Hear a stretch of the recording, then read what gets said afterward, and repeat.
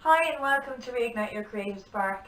This video today is all about an exercise or technique you can use to keep younger members of your family, your community group or your organisation occupied when you're in a car and you're getting from A to B, and to call the "are we there yet?" or "I'm bored" or "I'm tired" or "he's hitting me" or "she said this" or "he said that.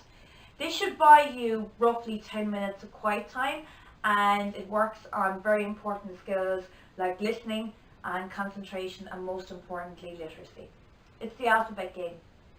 So what I would suggest is I would introduce this and suggest an order. So if you've 4 people in your car, say that maybe we start with the person in the passenger seat, the next person is the person behind them, the next person is the person beside them, and maybe the last person then, because you're moving back up to the front row, is the person in the driver's seat, to make sure everybody has a go.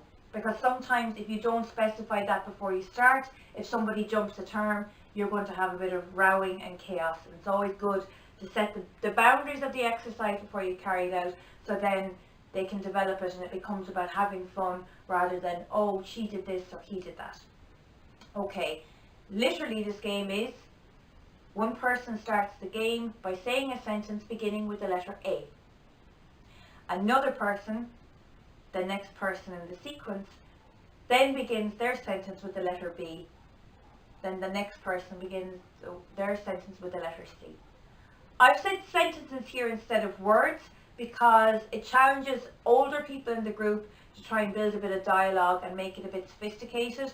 And also bear in mind, a sentence is longer than a word, so it buys you a little bit more time and quiet in the car while they're devising their sentences. It may not make a whole heap of sense, but if this game is being played with younger people, let it not make sense rather than correct people on it too much, because if people are new to these games and exercises, if you critique them too much, they'll withdraw and they won't participate. And it's really important that they get into the spirit of it and they feel free to be creative. And so long as they're hitting the right letter, so after D they'll say something new with E, even if they bring up elephants and the last sentence was about doing your homework. God, that would be a popular one. It doesn't matter. They've built on the game, they've given you the next letter in the sequence. Let it go, let it run. Obviously, the ideal, the holy grail of this exercise is where each sentence carries on from the next. It sounds like a natural, normal conversation, with the only difference being the next letter of the alphabet determines the start of the next sentence. So that's alphabet tag. Great to use in a car to keep people occupied.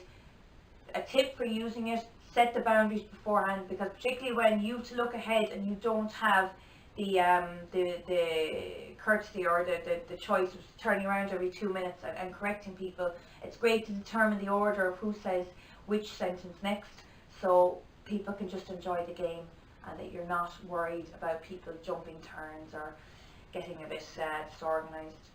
So that's the game for today. Great one because you don't have to make eye contact for it. It's still a concentration one, still a listening one, and it's great for literacy.